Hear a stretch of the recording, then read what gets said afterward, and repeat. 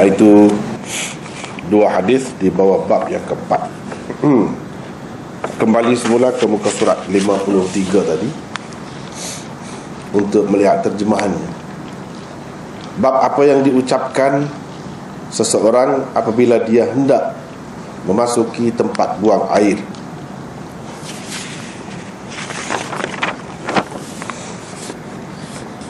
Muka surat 54. Imam Tirmidzi dengan sanadnya meriwayatkan daripada Anas bin Malik, katanya Nabi SAW apabila hendak memasuki khala', yakni tempat buang air, mengucapkan sebagai doa memohon perlindungan, Ya Allah, sesungguhnya aku berlindung kepadamu. Syu'bah berkata, pernah pada kali yang lain dia, yakni Abdul Aziz bin Suhaib, meriwayatkan Nabi SAW mengucapkan, aku berlindung kepada Allah daripada kekotoran dan perbuatan keji, atau daripada syaitan jantan dan syaitan betina. Abu Isa berkata, berhubung dengan bab ini ada riwayat daripada Ali, Zaid bin Arqam, Jabir dan Ibni Mas'ud.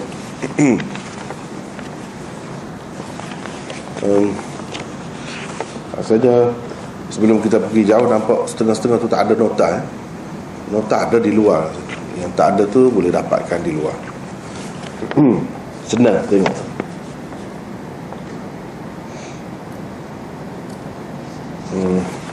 Ya. Abu Isa berkata, hadis Anas merupakan yang paling sahih dan paling hasan dalam bab ini. Hadis Zaid bin Arqam ada ittirab dalam sanadnya.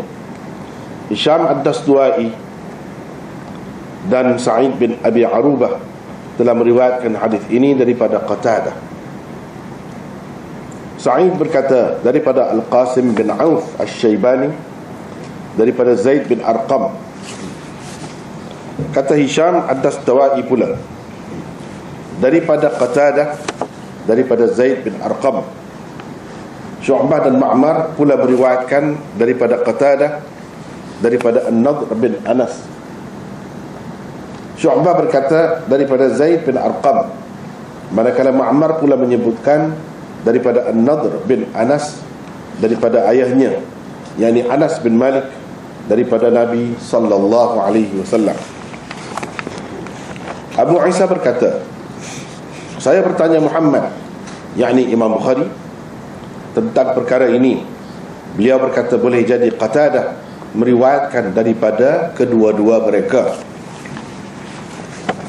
Kemudian terjemahan hadis yang kelima, muka surat 64. Imam Tirmidzi dengan sanadnya meriwayatkan daripada Anas bin Malik bahwasanya Nabi SAW apabila hendak memasuki tempat sunyi, yakni tandas, baginda berdoa, Ya Allah, aku berlindung kepadamu daripada syaitan jantan dan syaitan betina. Abu Isa berkata, ini adalah hadis hasan lagi sahih. Ada beberapa tempat tu silap tulis lah, huruf besar lah, kepadamu tu, itu baikilah ya.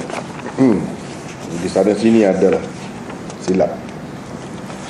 Baiklah, kita tengok semula dalam pertemuan yang lepas kita hanya sempat bincangkan nota 58, 59 gitu. Nota 60 belum lagi dibincangkan, dan seterusnya. Jadi nota 60 itu tentang Anas bin Malik. Seperti mana kita sedia maklum, Anas bin Malik itu terkenal. Di sini saya hanya sebut secara ringkas sahaja. Saya hanya sebut secara ringkas sahaja. Mungkin kalau nak tengok perbincangan-perbincangan yang lebih lagi, boleh dilihat misalnya Kitabul Maghazi. Di situ saya sebut lebih terperinci, ataupun Mishkat. Di sana ada lebih terperinci. tentang Anas bin Malik. Di sini sebut yang biasa sajalah. Anas bin Malik telah meriwayatkan sebanyak 1286 hadis. Habis di situ. Kemudian kita pergi kepada, baru masuk kepada hadis Nabi SAW. Nabi SAW apabila hendak memasuki khala. Ini adalah terjemahan kepada idza dakhala al-khala. Kana Nabi SAW idza dakhala al-khala, apabila hendak memasuki khala, mengucapkan Allahumma inni a'udzubika. Qala Syu'bah, kata Syu'bah, perawi yang meriwayatkan hadis ini daripada Abdul Aziz bin Suhaib. Abdul Aziz bin Suhaib pada kali yang lain bukan a'udzubika, dia bukan kata begitu, tapi dia kata a'udzubillahi, Allahumma inni a'udzubika. Pada kali yang lain dia kata a'udzubillahi. Ini mengikut keterangan Syu'bah. Minal khubthi wal khabith, atau syak perawi di situ al khubuthi, mana minal khubuthi wal khaba'ith. Dia ada syak perawi di situ. Kalau kita lihat, tadi kita sudah bacakan hadis yang keduanya di bawah bab ni.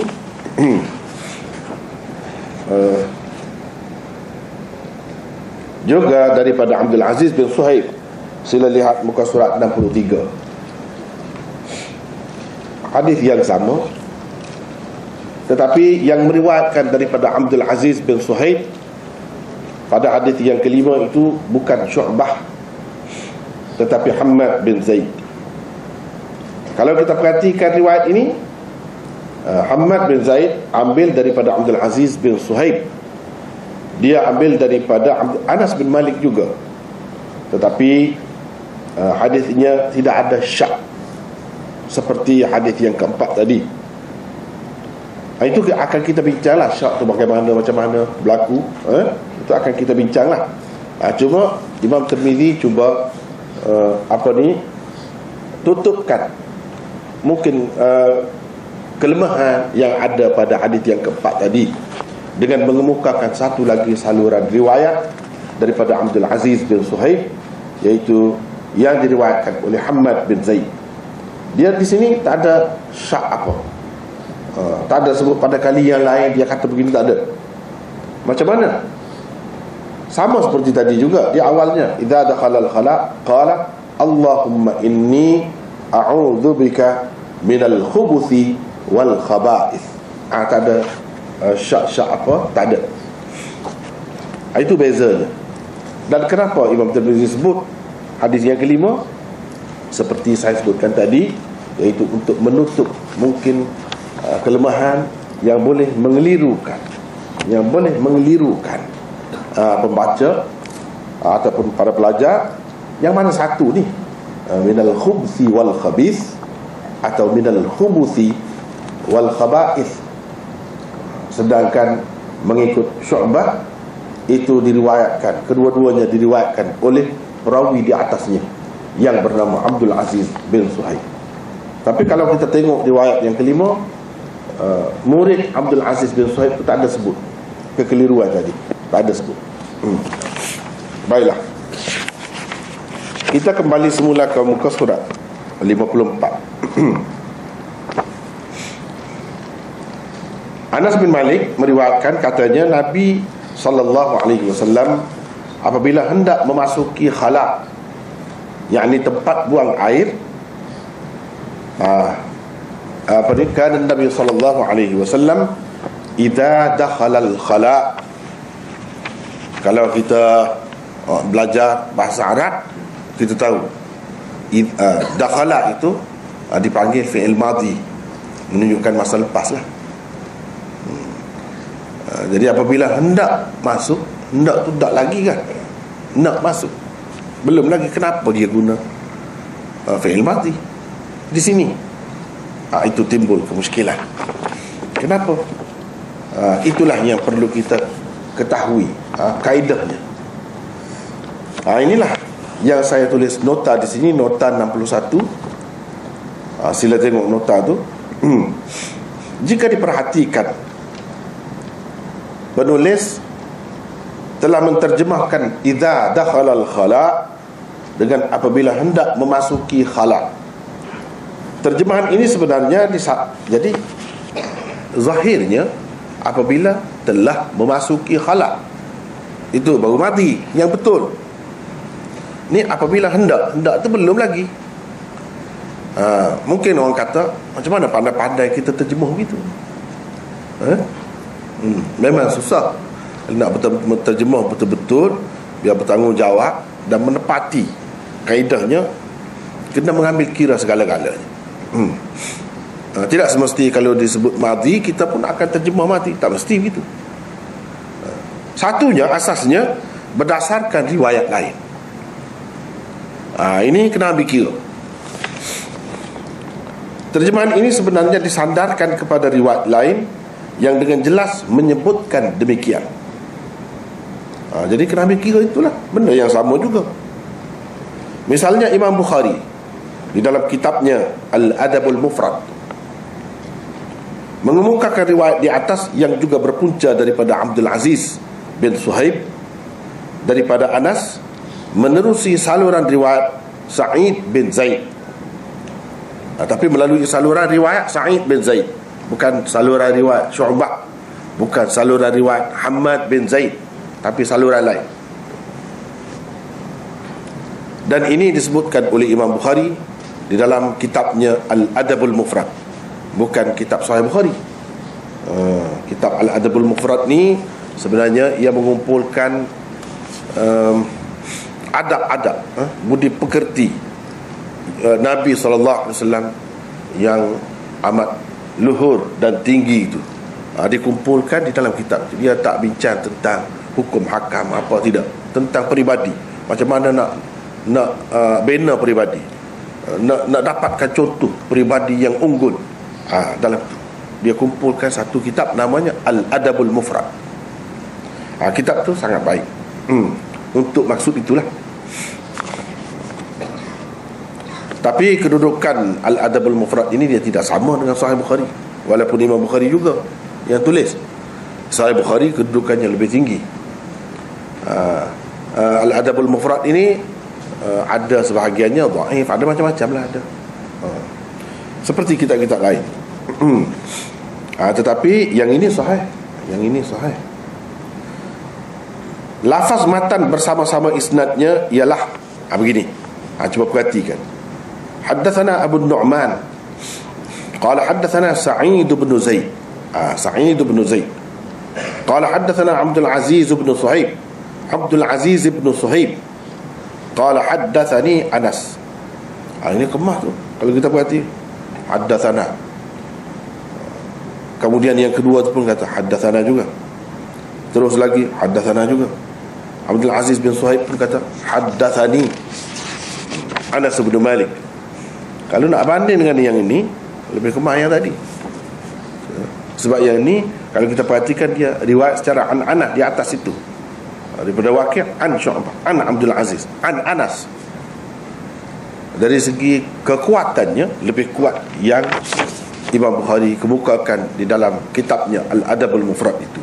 Sebab semuanya riwayat bitahdits. Orang panggil riwayat bitahdits, yakni dengan menyebutkan haddatsana begitu. Lebih meyakinkan. Sebab tidak ada kemungkinan dipanggil inqita', yang terputus sanad itu. Kalau riwayat secara an-anah, dia mengisyaratkan boleh jadi memberi maksud ada putus di mana-mana bahagian sanad itu. Tapi berbeza dengan yang ini, tidak putus. Sama juga dengan hadis yang kelima yang diriwayatkan oleh Tirmizi melalui saluran riwayat Hammad bin Zaid. Cuba kita perhatikan muka surat 63. Hammad bin Zaid ambil daripada Abdul Aziz dengan an.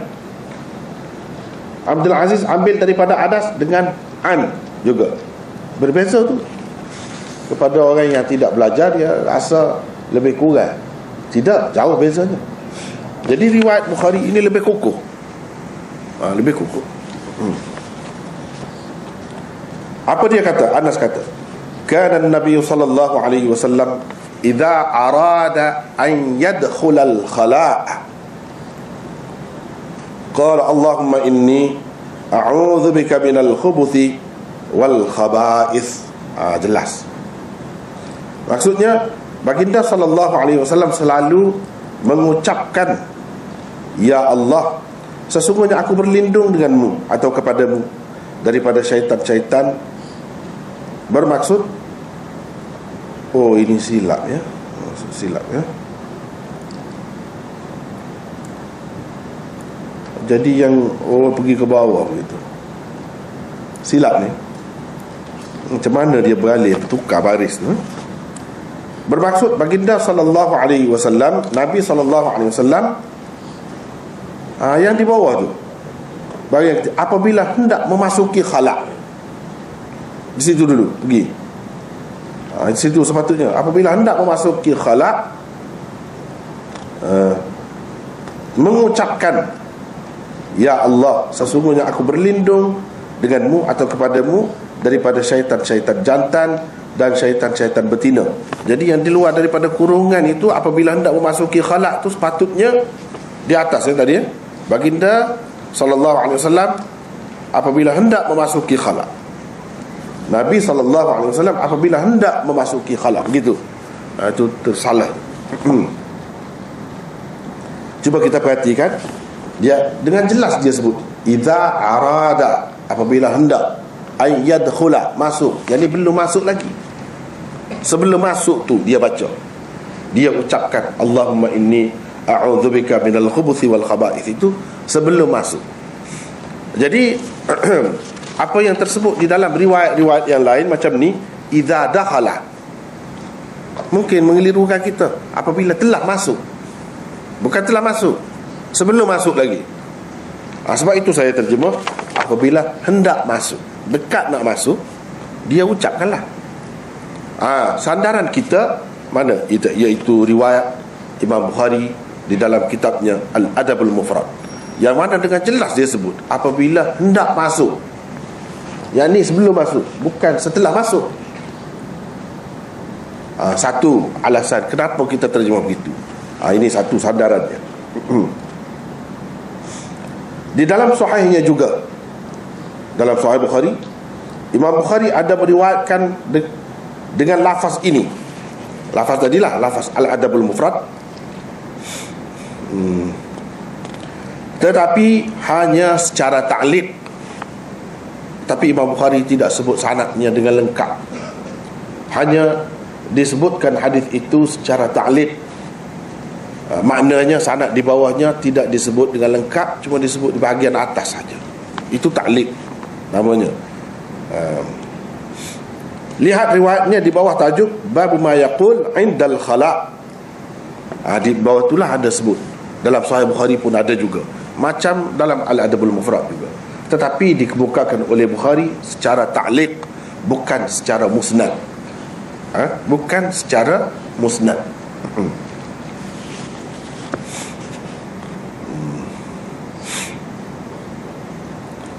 Selain itu, menurut kaedah bahasa Arab, pada kebiasaannya ditakdirkan iradah, yakni pecahan lafaz iradah sebelum madkhul idza, yakni perkataan yang menyusuli perkataan idza, itu madkhul idza. Dia kalau dalam bahasa Arab ni, kalau idza ada, selepas itu ada fi'il madhi, itu madkhul, fi'il madhi itu madkhul idza, mana fi'il madhi yang menyusuli idza. Maka pada ketika itu biasa mereka takdirkan iradah sebelum madkhul idza itu. Iradah tidak semestinya perkataan iradah itu betul. Iradah dan pecahan-pecahannya, perkataan itulah. Kalau orang belajar bahasa Arab, ilmu saraf, dia tahulah pecahan-pecahan dia, sebab dia akan belajar tasrif. Arada yuridu irada, arada aradu, aradat dan sebagainya. Panjanglah situ tu. Mana-mana yang ada pecahan itu dia akan guna. Ini mengikut kaedah bahasa Arab. Jadi walaupun perkataan yang terletak selepas idza, yang madkhul idza itu dalam bentuk madhi, dalam bentuk fi'il, perbuatan yang menunjukkan masa lepas, ia tidak menunjukkan masa lepas, ia menunjukkan masa akan datang. Sebab dia ada takdir, ada andaian perkataan iradah sebelum itu. Dalam riwayat ada Al-Adabul Mufrad tadi jelas pun, memang sebut dengan jelas pun begitu. Idza arada an yadkhul al-khala',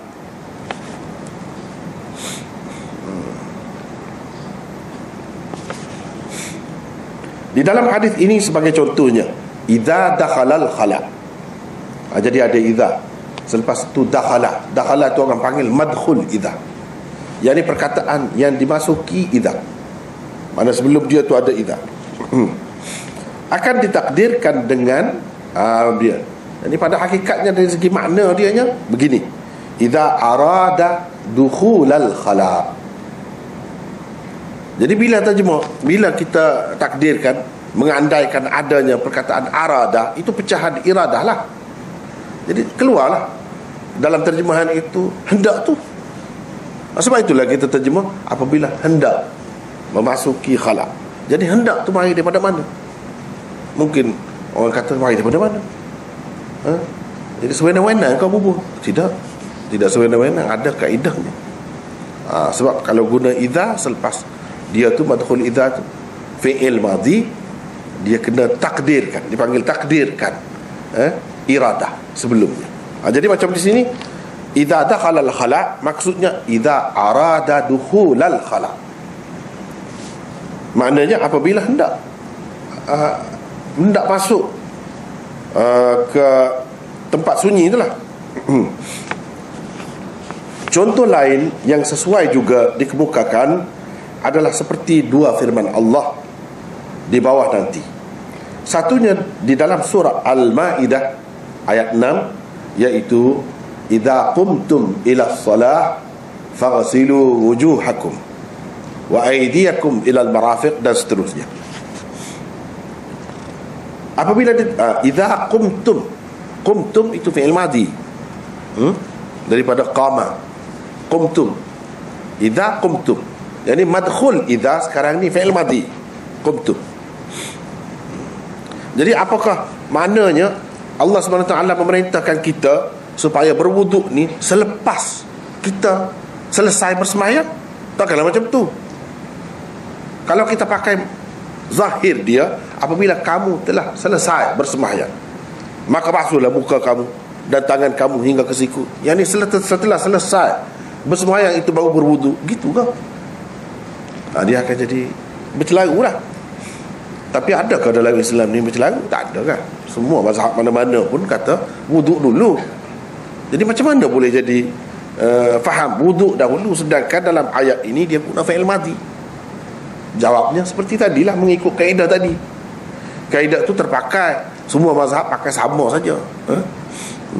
Siapa pun macam tu lah pakai. Jadi idza qumtum ila shalah, qumtum. Apabila ditakdirkan ia menjadi idza aradtumul qiyama ila shalah. Idza aradtum daripada iradah itulah, pecahan iradah juga. Idza aradtumul qiyama ila shalah, apabila kamu hendak mendirikan sembahyang.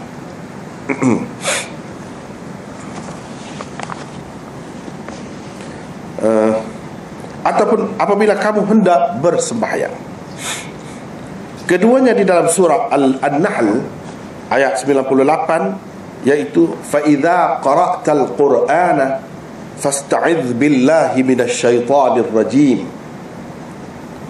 Cuba perhatikan, idza ada di situ. Qara'ta itu fi'il madhi, yakni madkhul idza fi'il madhi. Bila madkhul idza tu fi'il madhi, kena takdirkan, kena mengandaikan ada mana-mana perkataan daripada pecahan perkataan iradah, dan ia tidak memberi makna telah apabila kamu telah membaca, setelah selesai baca Quran, barulah beristi'adzah. Akhir sekali, a'udzubillahi minasyaitonirrajim. Adakah macam tu? Tak ada. Tak ada orang buat kan? Kenapa? Sebab yang mengajar agama ni orang pandai-pandai, itulah jawapannya. Kalau tak pandai boleh jadi begitu. Setelah selesai Quran, baca Quran semua, barulah akhirnya a'udzubillahi minasyaitonirrajim. Dah Allah SWT kata, fa idza qara'tal Quran, apabila kamu telah membaca Al-Quran, maka minta perlindunganlah kepada Allah daripada syaitan yang direjam. Setelah baca. Tapi tak ada siapa pun kata begitu kan. Yang kita belajar, yang kita terima di mana-mana pun tak ada. Padahal dalam Quran begini. Kenapa? Jawabnya kerana semua faham kaedah yang saya sebut tadi, iaitu apabila ada idza, madkhul idza tu fi'il madhi, maka kena takdirkan iradah dan pecahannya. Iradah atau pecahannya. Jadi apabila ditakdirkan, ia menjadi fa idza aradta qira'atal Quran. Bermaksud apabila engkau hendak membaca Al-Quran. Jadi hendak, belum lagi lah, Quran tak baca lagi, nak baca. Nak baca tu a'udzubillah lah dulu, bukan terus baca Quran itu. Begitu caranya. Semua macam tu. Jadi idza dakhala al-khala', sebab itu kita terjemahkan apabila hendak masuk ke tempat buang air. Dari mana datangnya hendak tu? Tadilah, berdasarkan kaedah itu. Jadi ada dua alasan kita dalam menterjemahkan begitu, bukan sewena-wena. Satunya berdasarkan hadis riwayat Imam Bukhari di dalam Al-Adabul Mufrad, yang mana dengan jelas dia sebut idza arada an yadkhul al-khala. Yang kedua berdasarkan kaedah bahasa Arab yang tadi, yang saya sebutkan tadi. Pemakaian kaedah ini akan memberi arti bacaan atau doa yang tersebut di dalam hadis di atas hendaklah dilafazkan sebelum memasuki khala', yang di tempat buang air. Ini jika dipakai perkataan khala' itu dengan arti sebuah binaan yang khusus. Apabila nak masuk ke dalam sebuah binaan yang khusus, yang kita panggil tandas, jamban dan sebagainya itu, mana sebelum masuk. Jika ia hanya sebuah tempat yang lapang dan terbuka, maka bacaan itu perlu diucapkan ketika hendak melepaskan atau membuka pakaian yang akan mendedahkan aurat seseorang. Ketika nak buka bahagian aurat itu, baru baca. Bukan telanjang dulu baru baca. Tidak. Ketika nak buka, baca ketika itu, sebelum buka bahagian aurat.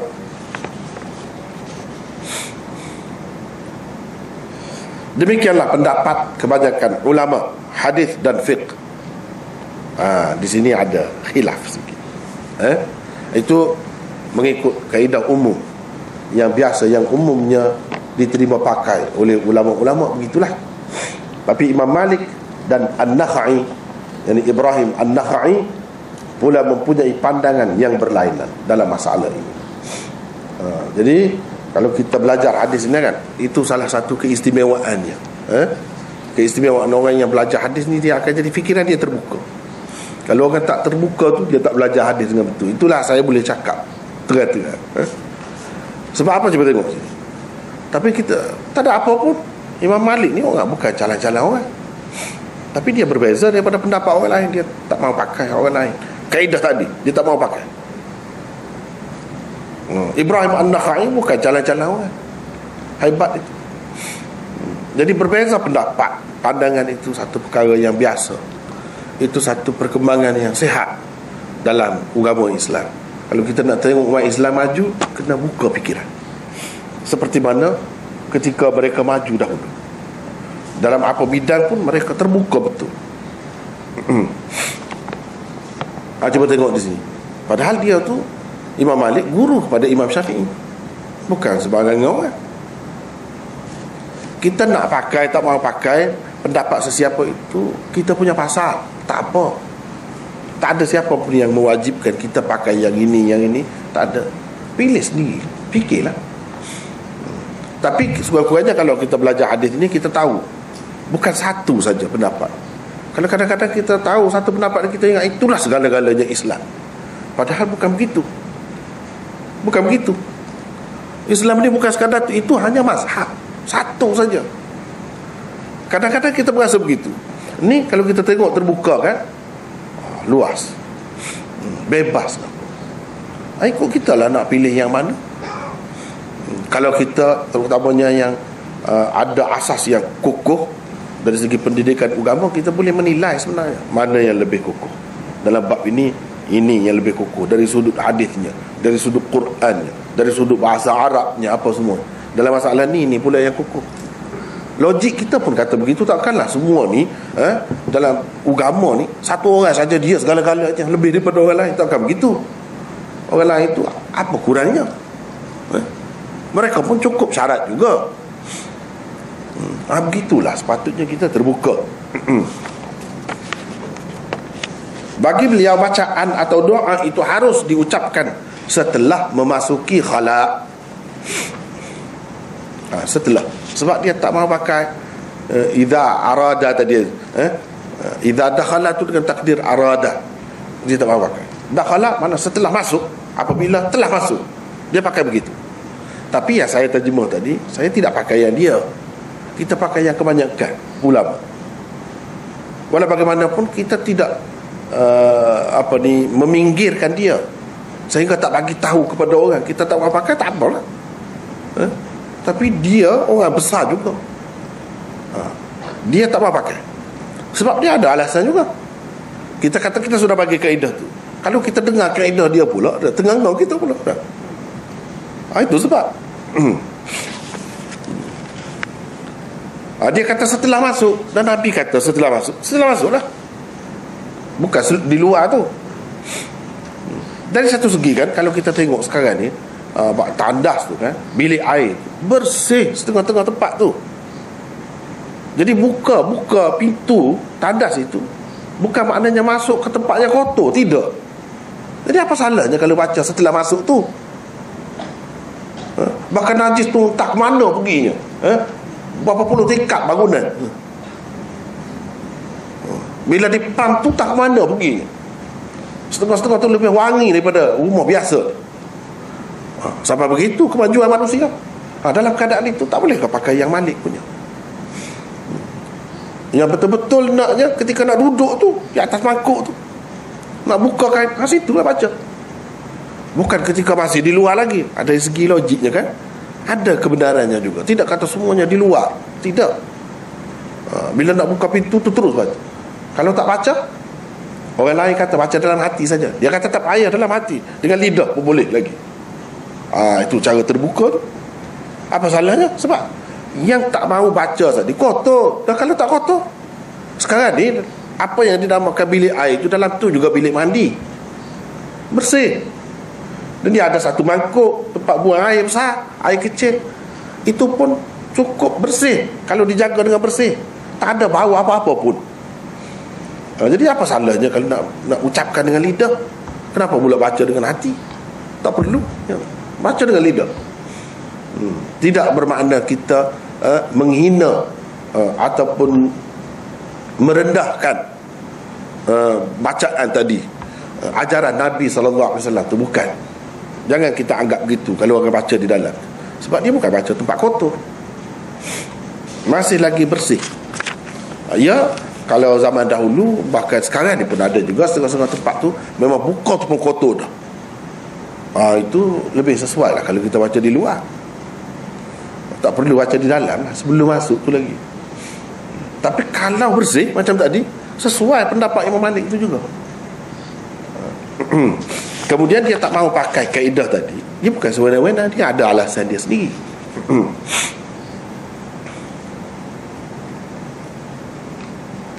Bagi beliau, bacaan atau doa itu harus diucapkan setelah memasuki khala, sebelum aurat seseorang didedahkan.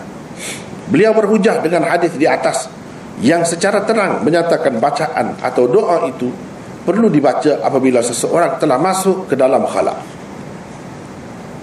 Dia faham gitu. Lepas tu orang lain kata, macam mana kita Kan kita kena takdir, takkanlah macam ambil air sembahyang tadi, wuduk tadi, selepas sembahyang baru wuduk. Takkan kamu faham begitu? Dia kata itu lain. Dia kata itu lain, tempat lain. Ada dalil yang lain lagi, bahawa wuduk tu kena dahulu kan, bukan wuduk tu selepas sembahyang. Itu dalil lain. Kalau yang ni tidak, yang ini selepas masuk, bukan sebelum masuk.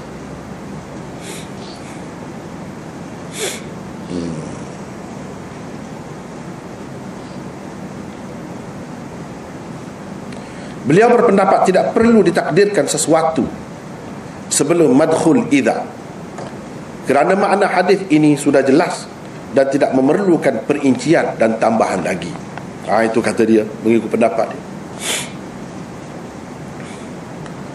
Oleh itu doa hendaklah dilafazkan setelah memasuki khala', bukan sebelumnya. Itu tersebut dalam Fathul Bari dan lain-lain kitab. Banyak, memang begitulah alasan dia. Ini pun salah dia berganjak lagi. Sepatutnya bersambunglah. Perbahasan dalam bab ini sebenarnya lebih panjang.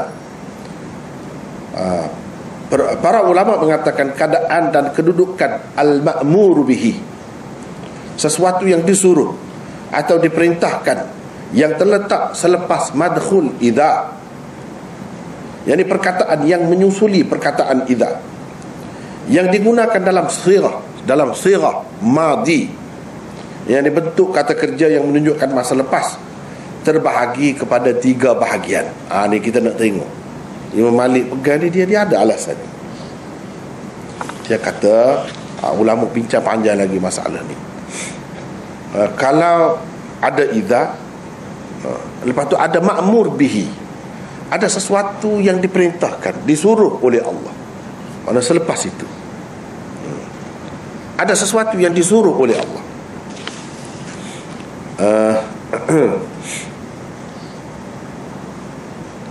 Maka dia ada beberapa keadaan di sini. Ada 3 bahagian. Lepas tu madkhul idza adalah fi'il madhi. Fi'il madhi macam tadilah semua tadi kan.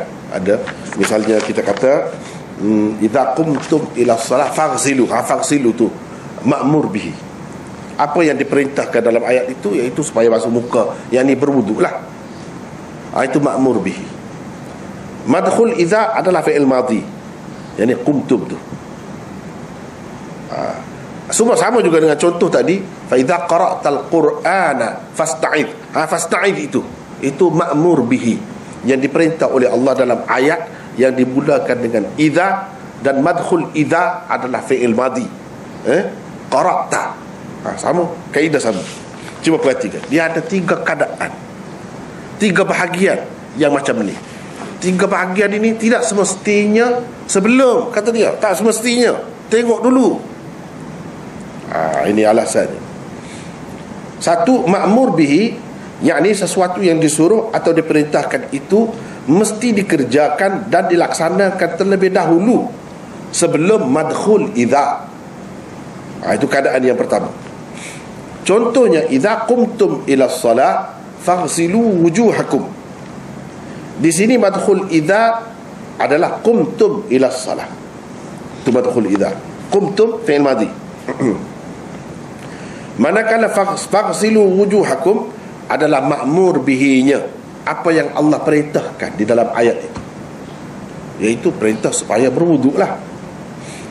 Jadi wuduk tu nak buat sebelum madkhul idza ke selepas? Sebelum bersemayam ke selepas? Ni ada keadaan-keadaannya ma'mur bihi itu kena buat sebelum madkhul idza. Macam di sini sebelum sembahyang, bukan selepas. Artinya wuduk perlulah diambil terlebih dahulu sebelum memulakan sembahyang. Ayat ini tidak dipakai menurut makna zahirnya.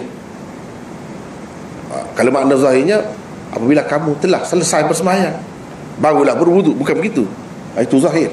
Sebab kalau fi'il madhi, dia makna telah, sudah selesai. Tak boleh pakai makna zahir dia. Kerana ia pada zahirnya memberi maksud ketika sedang bersembahyang atau selepas bersembahyang barulah wuduk diambil. Adakah begitu ajarannya? Tidak. Itu satu bahagian yang pertama. Dua, ma'mur bihi dilaksanakan bersama-sama madkhul idza. Sama-sama, serentak sekali. Contohnya, wa idza quri'a al-Qur'anu fastami'u lahu wa ansitu. Apabila dibacakan Al-Quran, maka hendaklah kamu dengar dengan baik dan diam. Situ idza ada. Quri'a fi'il madhi, madkhul idza. Selepas itu ada ma'mur bihi. Apa ma'mur bihi? Dengar dengan baik. Itu yang Tuhan perintahkan. Tuhan suruh kita supaya dengar dengan baik dan diam. Di dalam ayat ini ma'mur bihinya adalah fastami'u lahu. Allah Subhanahu wa taala memerintahkan kita supaya mendengar dengan baik dan diam bila mana Al-Quran dibacakan. Jadi serentaklah. Bila dibaca kita pun diam, kita pun dengan baiklah. Bukan dengan baik tu selepas dibaca. Dengar apa dah, selesai dah baca. Ketika tengah baca tu lah dengar dan diamnya. Bukan dengar dan diam tu sebelum baca. Nak dengar apa sebelum baca? Tak sesuai. Ia mesti serentak dalam keadaan itu. Ini keadaan di madkhul idza dengan ma'mur bihi. Dalam situasi ini ma'mur bihi, yakni mendengar dengan baik dan diam, mestilah serentak dilaksanakan bersama-sama dengan madkhul idza, iaitu bila mana Al-Quran dibaca. Ini kena serentak. Tidak ada dulu kemudian, serentak. Itu bahagian yang kedua. Yang ketiga, ma'mur bihi dikerjakan selepas madkhul idza. Ada juga ma'mur bihi dikerjakan selepas madkhul idza. Contohnya sebagaimana hadis di atas. Ini mengikut Imam Malik. Mengikut Imam Malik. Ma'mur bihi, Allahumma inni a'udzubika minal khubuthi wal khaba'ith. Itulah yang Nabi ajarnya, yang dia suruh bacanya. Itulah. Jadi ini dibaca selepas madkhul idza. Madkhul idza tu dakhala, selepas masuk, bukan sebelum masuk. Menurut Imam Malik, dia kata yang ni masuk dalam yang ketiga. Hadis ni termasuk dalam bahagian yang ketiga, bukan bahagian yang kedua, bukan bahagian yang pertama. Tidak. Tengok cara dia menilai kaedah tu. Barulah kita tahu, dengan kita belajar begini, barulah kita tahu menilai seseorang mujtahid itu, seseorang ulama, seseorang yang baru kita tahu menilai. Betapa susah, betapa telitinya mereka ini. Bukan main-main. Bukan mudah-mudah saja buat kerja tu, tidak. Dia buat kerja tu penuh tanggungjawab, dengan cukup segala peralatannya. Begitu kerja mereka. Sebab itu dia kokoh. Dia boleh bertahan lama. Buku dia tu 1000 tahun lebih pun pakai lagi. Berkat. Sebab dia buat kerja tu dengan jiwa raga dia, sepenuh perasaan. Bukan main-main. Nak cari duit ke nak apa, bukan. Dengan penuh rasa tanggungjawab. Dia akan disoal oleh Allah. Bukan main-main. Ini amanah agama yang perlu aku sampaikan kepada orang ramai.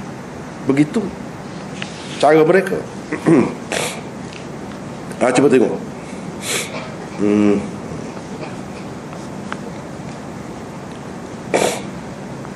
Ma'mur bihi dikerjakan selepas madkhul idza. Contohnya sebagaimana hadis di atas. Ma'mur bihi dalam situasi ini adalah membaca doa perlindungan setelah memasuki khala. Doa ini dibaca selepas madkhul idza, iaitu memasuki khala. Itu madkhul idza, dakhala, masuk. Menurut Imam Malik, keadaan ketiga inilah yang paling sesuai dengan hadis baginda sallallahu alaihi wasallam, idza dakhala al-khala qala Allahumma inni a'udzubika. Ini yang paling sesuai, kata Nabi sallallahu alaihi wasallam apabila memasuki khala, tempat buang air, mengucapkan ini sebagai doa memohon perlindungan, ya Allah, sesungguhnya aku berlindung kepadamu. Alasan Imam Malik dalam masalah ini Ini apa alasan dia lagi selain daripada kaedah tu? Kalau kamu kata mesti dahulu, tak mesti. Tengok tadi ada tiga keadaan, tak mesti kaedah tu. Satu. Yang keduanya, dia ada hadis yang lain.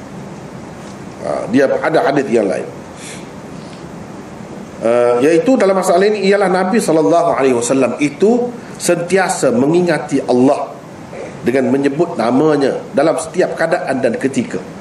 Hadisnya berbunyi, kana yadhkurullaha ala kulli ahyanihi. Jadi Nabi SAW itu sentiasa mengingati Allah, sentiasa menyebut nama Allah. Ingat dalam bentuk yang lebih nyata ialah apabila disebut. Ada juga orang ingat. Zakara yadhkuru, bahasa Arab ni satu dengan makna ingat, satu dengan makna sebut, satu lagi dengan makna kedua-duanya sekali. Ada orang sebut kan, dia tak ingat pun, sebut saja. Ada orang ingat, dia tak sebut. Dia tak sebut tapi dia ingat. Ada orang yang di samping dia sebut tu, dia juga ingat. Itu keadaannya. Bagi Imam Malik, Nabi SAW ni kalau dia sebut, dia tidak sebut saja, dia tidak ingat saja, dia akan serentak. Begitu kata dia. Jadi kira-kiranya apabila masuk dalam tu pun, masuk dalam tandas tu, bilik air pun dia baca jugalah. Sebab dalam semua keadaan ni, itu satu keadaan juga. Itu kata dia. Walaupun kita kata tak sesuai lah tempat tu, banyak perkara lagi kita fikir setakat tu je, setakat yang kita nampak selapis tu. Mereka ulama-ulama besar ni, dia pergi jauh lagi, jauh lagi. Kita kata dalam keadaan ni tak boleh, tak sesuai baca, setakat tu. Dia kata ada lagi sesuai lagi.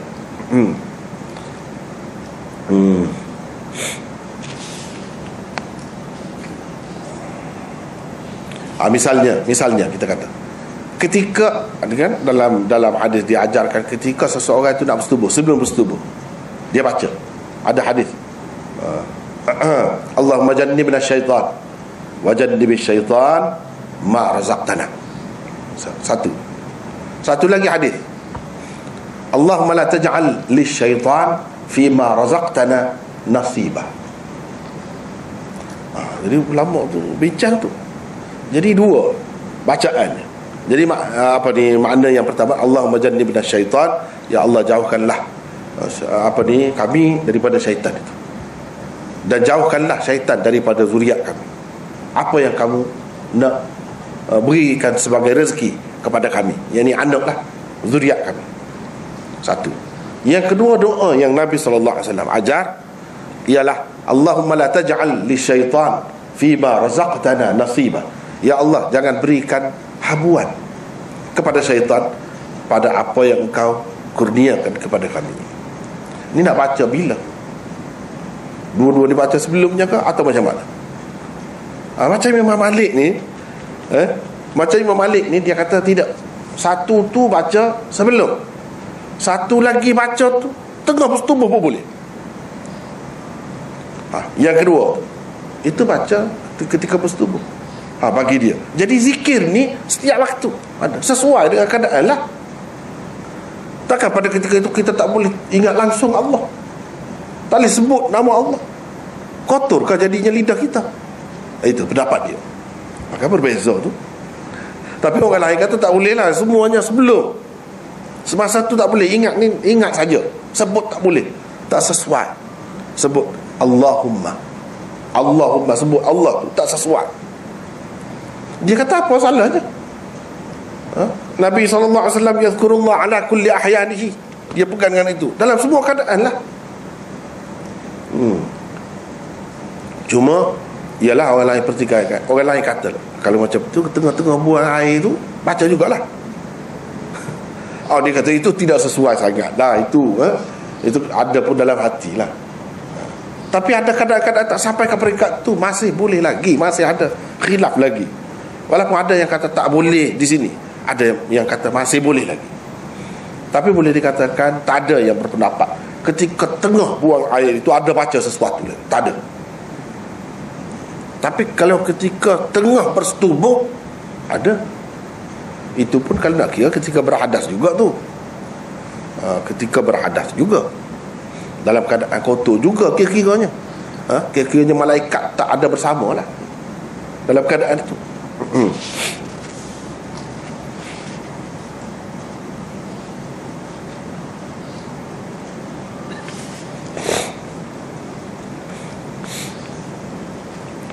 Baiklah. Tiada suatu keaiban jika diterima.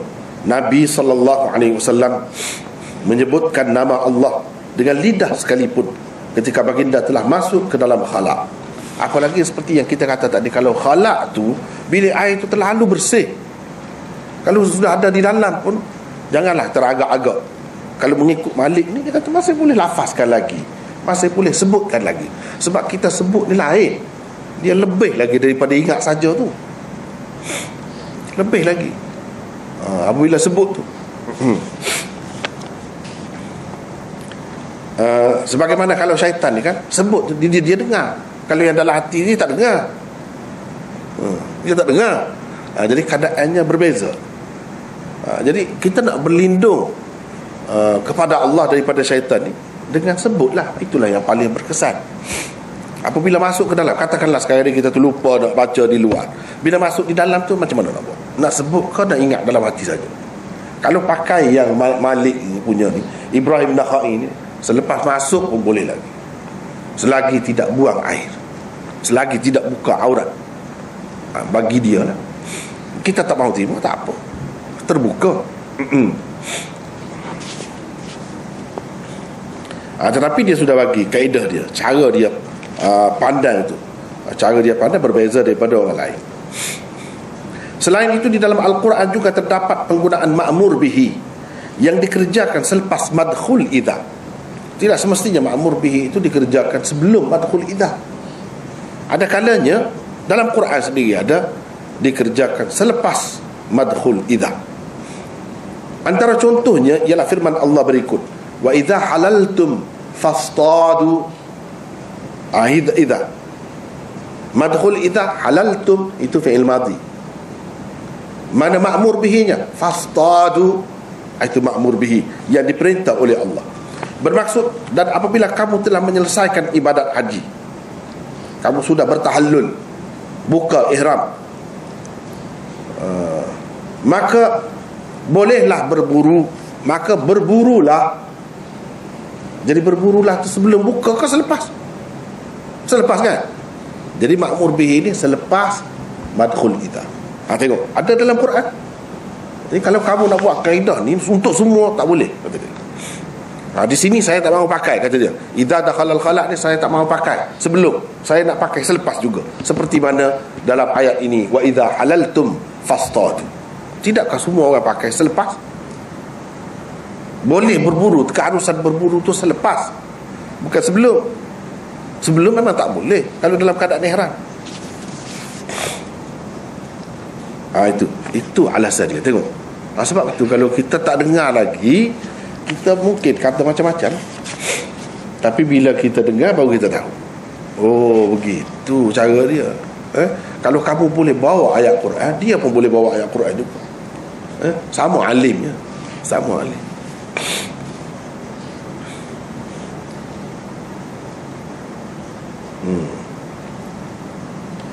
Keharusan berburu, yakni ma'mur bihi, yang disebutkan di dalam ayat ini barulah ada setelah madkhul idza selesai dilaksanakan. Yakni setelah seseorang itu selesai mengerjakan haji, barulah ada ma'mur bihi itu. Yakni selepas, bukan sebelum. Habis. Itu pandangan dia. Orang lain tak terima. Dia ada alasan, tapi bukan dalam bentuk berkelahi, bermusuhan, berbalah, masa muka, tak ada. Ini pendapat saja. Bila bertemu mesra, sama-sama kasih sayang, tetap kokoh. Tak ada kata ini. Tengok zaman maju dulu, dia tak ada kata bila murid dia buat satu pendapat, dia marah pada anak murid ni. Tidak. Bahkan dia bangga kerana murid dia sampai ke peringkat itu. Dia bangga. Sekarang ni kan orang sibuk. Kalau tak serupa dengan itu, tak serupa dengan guru ini, tak serupa dengan, sibuk. Nak suruh sama. Kalau cerdik macam mana, mesti kena ikut ni. Ikut yang ni juga. Itu tak bebas tu manusia. Macam sosialis ni, macam tu. Cara tu sebenarnya, kaya macam mana pun kamu tak boleh miliki banyak. Kereta tak boleh. Ini semua milik kerajaan semua. Kaya macam mana pun, kamu bijak macam mana pun, macam tu saja kamu. Tak ada kebebasan kan. Kalau macam tu mundur jadi manusia. Tak ada usaha. Usaha buat apa? Usaha pun bukan boleh milik banyak-banyak. Tak boleh milik apa pun. Yang besar-besar semua milik kerajaan. Kita tak boleh milik. Begitu cara. Tak sesuai tu sebenarnya untuk kemajuan manusia.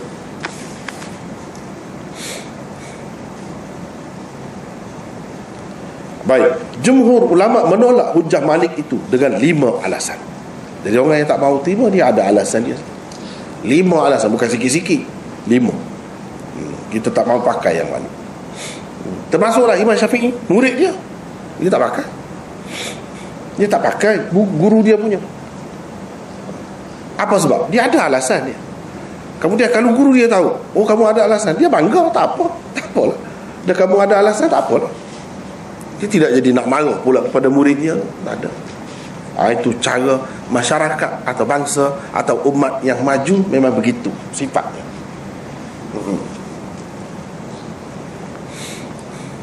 Satu, jika ia dipakai menurut zahirnya, nescaya haruslah juga doa itu dibaca setelah seseorang menanggalkan pakaiannya untuk membuang air. Bahkan harus juga ketika seseorang sedang membuang air. Dah kata Nabi SAW ingat kepada Allah, sebut Allah dalam semua keadaan. Jadi semua keadaan tu boleh semualah. Bukan setelah masuk ke dalam bilik air saja. Setelah semua, dalam semua keadaan kan. Bolehlah kalau macam tu. Kenyataan ini tentunya tidak diterima oleh Malik sendiri. Maka jelaslah ia tidak harus dipakai menurut zahirnya. Itu alasan yang pertama. Tak boleh pakai mengikut zahirnya lah. Kena macam tadilah juga. Yang kedua, zikir yang dikatakan Nabi SAW sentiasa melakukannya dalam semua keadaan dan pada setiap ketika itu ialah zikir hati. Zikir ni ada banyak macam. Zikir hati, zikir lidah, macam-macam zikir. Jadi yang dikatakan Nabi dalam semua keadaan itu dia ingat kepada Allah, maknanya hati dia tidak lekat daripada ingat kepada Allah. Zikir hati maksudnya. Maksudnya ialah Rasulullah SAW sentiasa mengingati Allah dalam setiap keadaan dan pada setiap ketika. Bukti bahawa zikir itu tidak khusus dengan az-zikrul lisani, zikir dengan lidah sahaja, malah ia juga merangkumi az-zikrul qalbi, ingat di dalam hati. Menurut bahasa Arab, jadi dalam bahasa Arab ni tidak kata kalau zikir tu mesti sebut dengan lidah. Tak mesti. Zikir itu boleh jadi dengan hati, ingat saja. Itu pun zikir juga. Dia ada asasnya. Ada asasnya. Menurut bahasa Arab ialah syair yang diungkapkan oleh seorang penyair Hamasi bernama Abu Atha As-Sindi. Penyair Hamasi ini ialah penyair yang syairnya terpilih untuk dimasukkan ke dalam buku antologi syair yang terkenal dengan nama Diwan Al-Hamasah. Orang yang belajar sastra Arab yang tinggi dia akan jumpa kitab. Dalam tu dikumpulkan syair-syair yang terpilih. Cuba tengok dia guna zikir dengan makna apa. Mestikah dengan makna lidah? Sebut dengan lidah? Tidak. Jadi ini bermakna kalau dalam hadis Nabi yazkurullah ala kulli ahyani, yazkuru itu tidak mesti sebut dengan lidah. Boleh jadi hati saja, ingat di dalam hati, itu maknanya. Ini ada dalam syair yang masyhur dalam bahasa Arab kerana masuk dalam kitab Diwan Al-Hamasah. Apa katanya? Ini siapa penyairnya? Iaitu Abu Atha As-Sindi. Zakartuki wal khattiyyu yakhtiru bainana. Zakartuki wal khattiyyu yakhtiru bainana. Waqad nahilat minnal muthaqqafatu sumru. Zakartuki wal khattiyyu yakhtiru bainana. Waqad nahilat minnal muthaqqafatu as-sumru. Waqad nahilat minnal muthaqqafatu as-sumru. Bermaksud, aku teringat kepadamu. Aku zakartuki, bukan aku sebut kamu, aku sebut namamu, bukan. Aku teringat kepadamu. Ketika lembing khatti bersilang siur di antara kami, ketika lembing dan tombak hitam yang tajam sudah puas menghirup darah sebahagian daripada kami, ketika itu aku ingat kepadamu. Ini orang gila, orang kita panggil orang gila orang. Dalam perang pun dia ingat lagi kepada kekasih dia. Dalam perang tu pun dia ingat lagi ketika lembing-lembing pedang bersilat siur tu, dia, aku teringat lagi kepadamu, kata dia, pada ketika itu. Dia tak kira dari segi isi, dia kira itu bahasa dia. Dia kira bahasa dia. Sebab itu kalau kita belajar syair-syair ini, syair-syair Arab yang lama-lama tu memang menjadi rujukan. Sayyidina Umar pun suruh belajar syair, suruh hafal syair. Sebab apa dia kata asy-syi'ru diwanul Arab.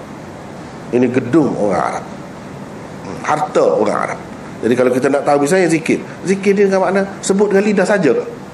Tidak, ada juga maknanya ingat dengan hati. Mana dalil ni? Mana dalilnya? Ni salah satunya. Ada, jadi boleh kita buat dalil. Tetapi yang boleh buat dalil ni penyair-penyair lama, penyair-penyair lama. Itu yang boleh kita buat dalil. Adapun kalau penyair-penyair Arab baru, bahasa orang Arab baru, dia tak boleh buat dalil dalam bahasa Arab. Dia kena, orang panggil al-Arabul Arba. Itu yang boleh. Adapun yang bahasa biasa-biasa ni, dia sudah bergaul, bercampur dengan orang luar, dia rosak dah bahasa dia, tidak tulen Arabnya. Jadi yang lama tu yang boleh kita buat sebagai hujah. Yang kita panggil syair-syair klasik lah, klasik.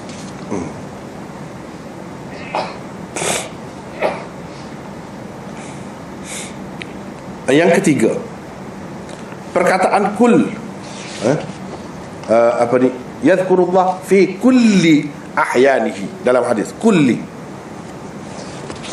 dalam semua keadaan, semua betul ke macam mana? Kulli ni guna perkataan kulli. Perkataan kul yang tersebut di dalam hadis itu tidak seharusnya dipakai dengan arti semua, segala sesuatu atau setiap, tetapi ia hendaklah dipakai dengan arti aksar. Fi kulli ahyanihi dengan makna fi aktsari ahyanihi, dalam kebanyakan keadaannya, bukan dalam semua sekali, tak ada tinggal satu pun, bukan.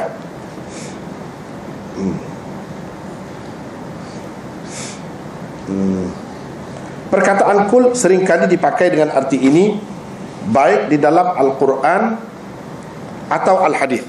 Jadi kul dengan arti aksar, bukan sahaja ada dalam Quran, dalam hadis pun ada, dalam Quran banyak.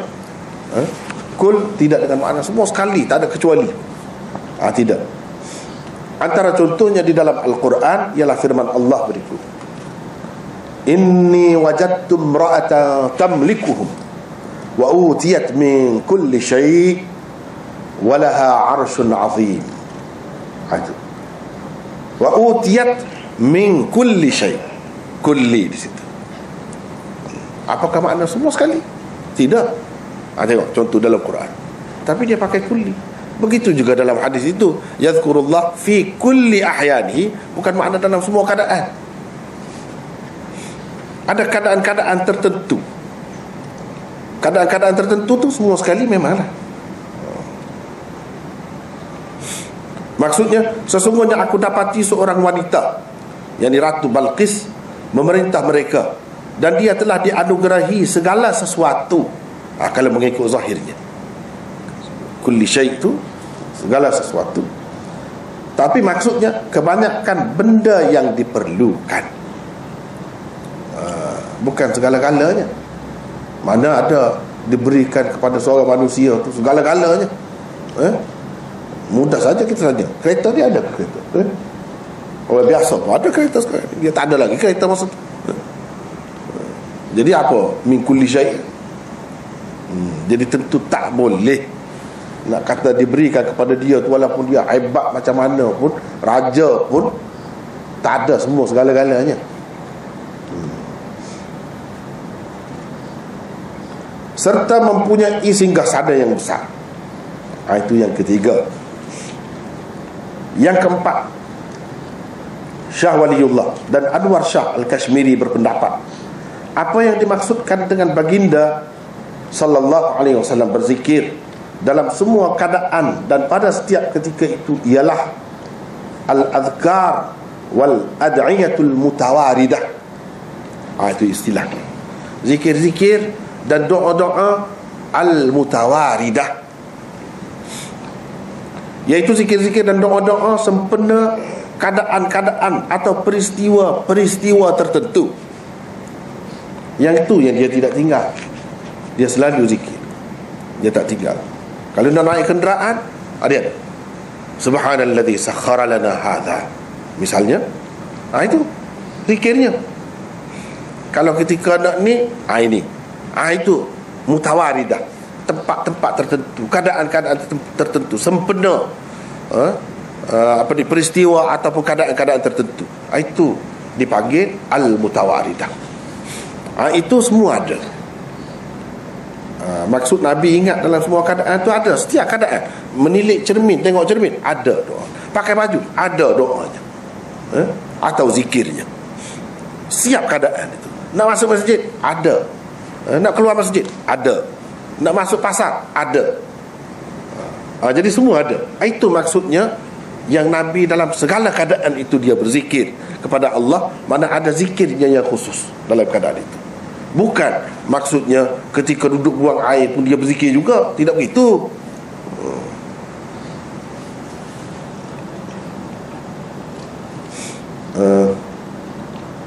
Atau peristiwa-peristiwa tertentu seperti zikir selepas salat, ketika hendak memakai pakaian, ketika menilik cermin, ketika hendak bersetubuh, ketika mula menaiki kenderaan, ketika masuk ke dalam masjid dan keluar darinya, sesudah makan dan sebagainya. Itu yang dikatakan zikir-zikir al-mutawaridah atau doa-doa al-mutawaridah. Pada ketika-ketika itu dan dalam keadaan-keadaan tersebut, bukankah ada doa-doa dan zikir-zikir tertentu yang bukan sahaja diamalkan oleh Rasulullah sallallahu alaihi wasallam sendiri, malah baginda mengajarkannya juga kepada umat supaya diamal oleh mereka. Ia sama sekali tidak berarti dalam semua keadaan, walaupun ketika kotor dan di tempat kotor yang tidak sesuai nama Allah disebutkan. Bukan begitu. Ini bantahan terhadap Malik tadilah. Kita tak setuju dengan dia. Ini alasan. Yang kelima, Nabi SAW tidak menjawab salam seorang sahabat yang bernama Al-Muhajir bin Qunfuth ketika baginda sedang membuang air kecil. Kenapa? Kalau kita tanya, kenapa? Dah kalau Nabi SAW zikir dalam semua keadaan dia sebut dengan lidah dia, kenapa dia tak jawab salam ketika dia tengah buang air kecil? Ini menunjukkan tidak, bukan semua keadaan itu maksudnya betul-betul semua keadaan, tidak. Semua keadaan itu keadaan-keadaan tadi maksudnya, yang ada doa-doa khusus itu dia tak tinggal. Setelah bersuci, dia tak sempat nak ambil air sembahyang pun. Selepas buang air tu, sahabat tu dah pergi jauh dah. Tapi dia tak jawab lagi, cepat-cepat dia pergi tayamum di dinding. Lalu dia jawab salah. Kalau ambil air sembahyang, kalau berwuduk tak sempat, orang tu hilang pergi. Jadi dia nak jawab, dia dalam keadaan suci juga. Maknanya ada keadaan-keadaan tertentu tidak sesuai, disebut nama Allah. Walaupun ingat lain, itu lain. Ingat kepada Allah sentiasa, itu lain. Sebut nama Allah, lain.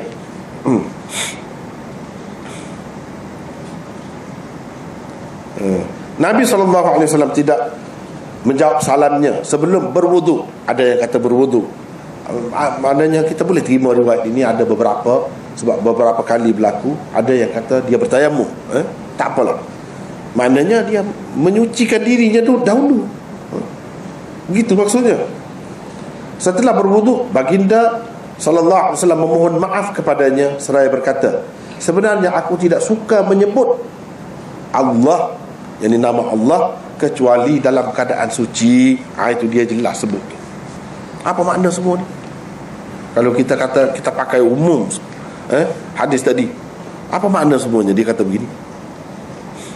Hadis ini menunjukkan bukan lafaz Allah sahaja tidak disukai Rasulullah sallallahu alaihi wasallam menyebutnya ketika berada dalam keadaan kotor, malah ia merangkumi nama-nama Allah yang lain-lain juga. Sebab Assalamualaikum, Waalaikumsalam, Assalam itu kan nama Allah juga. Jadi dia nak jawab salam mesti dia sebut Assalam tu, Waalaikumsalam. Jadi bila begitu sebut nama Allah, dia tak mahu sebut, padahal bukan Allah.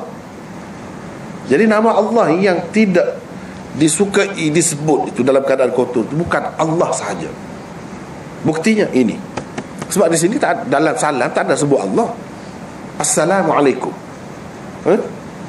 Jawab pun Waalaikumsalam. Tak ada Allah. Itu pun Nabi tak mahu. Menunjukkan bukan semua keadaan.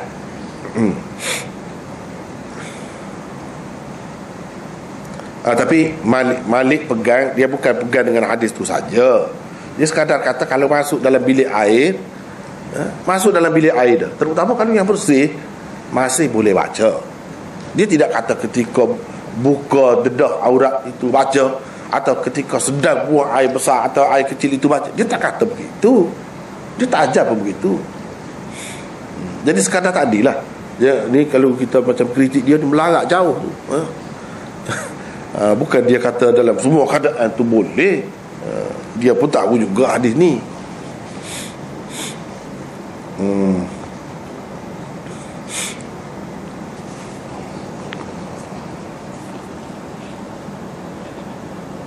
Apa yang dimaksudkan dengan nama Allah dalam lafaz salam dan lafaz jawab salam ialah perkataan Assalam.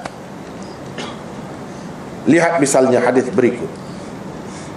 Anil Muhajir bin Qunfuth annahu atan Nabi sallallahu alaihi wasallam wa huwa yabul fasallama alaihi falam yurd alaihi hatta tawadda thumma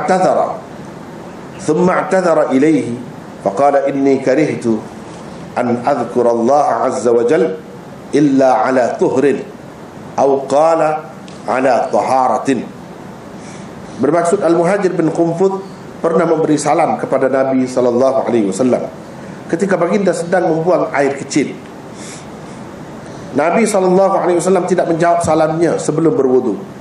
Setelah berwudu, baginda sallallahu alaihi wasallam memohon maaf kepadanya seraya berkata, sebenarnya aku tidak suka menyebut Allah, yakni nama Allah, kecuali dalam keadaan suci.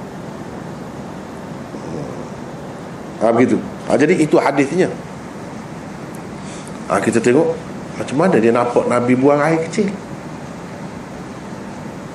Macam mana yang dia perasan itu. Ini menunjukkan, hadis ini menunjukkan Nabi SAW ni tidak cerewet sangat. Nak ajar kita umat dia supaya tidak cerewet sangat, susah sangat. Setengah-setengah orang tu kan dia terlalu cerewet kan, sebab dia lebay kan. Dia orang alim, dia nak masuk dalam kalau bilik air yang ada pintu tu, walaupun nak buang air kecil, tak perlu sebenarnya. Tapi kalau nak buat macam tu, terpulang kepada masing-masing. Cuma nak ceritanya Rasulullah SAW, bukan Rasulullah saja, sahabat-sahabat dia, kadang-kadang nak buang air kecil ni mudah lah. Macam kita sekarang ni, dia ada mangkuk tu kan, sambil berdiri tu, orang lelaki lah, untuk lelaki dia boleh kencing situ. Lepas tu orang nampak dia, tak kisah. Ini pun berlaku macam tu lah ni. Yang berlaku ni macam tu lah. Kalau nak buang air besar, dia lain cerita. Dia pergi jauh. Ab'ada fil madhab, dia pergi jauh. Tapi kalau nak buang air kecil, ada keadaan begini, sehingga sahabat tu nampak dan dia bagi salah. Dan ini tak apa, tak kata tak ada maruah, tak kata tak boleh kita nak kata jahil, tak boleh. Sebab bukan Nabi SAW sahaja, sahabat-sahabat dia berapa ramai macam ni, mudah. Pada masa tu dekat longkang lah. Dia tidak ada mangkuk-mangkuk macam kita sekarang ni. Dalam bangunan tu, dalam bilik air tu kan ada mangkuk tu, berdiri pun boleh. Lepas tu dia keluar air situ, boleh sambil berdiri. Sambil berdiri pun boleh. Setengah-setengah orang dia terlalu beradab sangat, tak mahu berdiri, nak kena duduk. Kalau duduk nak kencing di mana? Tak sesuai. Sudah disediakan begitu, kita kena terima lah. Kena terima lah. Kena buang air di tempatnya lah. Kalau kita buang di bawah atau di lain, dia jadi kotor. Tak ada orang yang apa ni menguruskannya. Jadi di tempat itu lagilah boleh. Walaupun orang lalu di belakang, tak kisah, tak apa. Itu cara mudah. Kalau kita susah-susah sangat pun susah juga nak hidup. Terutama tempat ramai, kita duduk tunggu yang ada satu dua saja, yang ada pintu tu, sakit perut lah macam tu.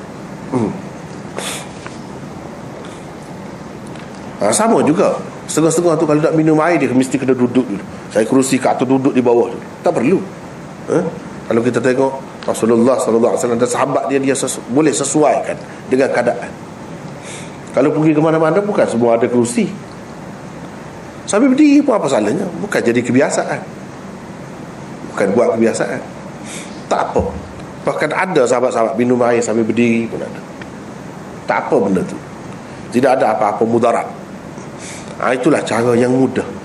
Bukan semua tempat, setengah-setengah tu dia sewa apa ni kita kata, satu bahagian tu saja, dia tak ada kerusi pun, tempat duduk pun tak ada dia. Jadi kita nak minum apa dengan dia, pandai-pandai lah. Nak duduk mana, takkan nak bersila situ. Jadi sambil berdiri pun boleh.